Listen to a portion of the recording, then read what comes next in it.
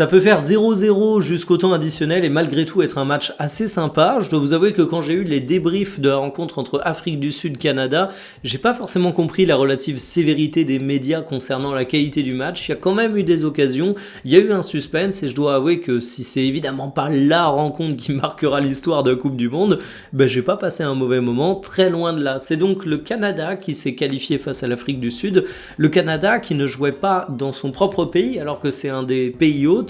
Il jouait à Los Angeles et d'ailleurs il y avait assez peu de Canadiens dans les tribunes par rapport à mes attentes. Je me disais que le pays était frontalier, qu'on allait sûrement avoir une grosse présence des Canadiens et c'était pas si marquant que ça. Voici les compos qui étaient alignés, assez déçus des finisseurs des deux côtés. C'est pas pour rien que les buts ont tardé. Les hommes forts c'était plutôt Eustakio,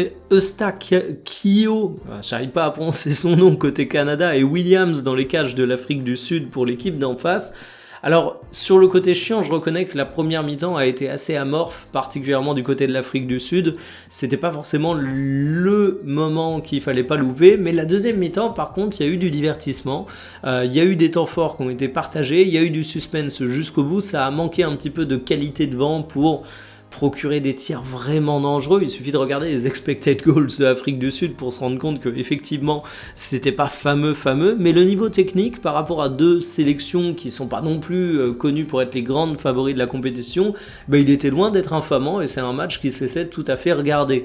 Je dois vous avouer que j'ai un peu de mal à situer le niveau de ce Canada, mais par contre en termes de niveau j'ai une certitude, c'est qu'ils seront outsiders et très loin d'être favoris pour leur huitième de finale puisqu'ils affronteront soit le Maroc, soit le Pays-Bas.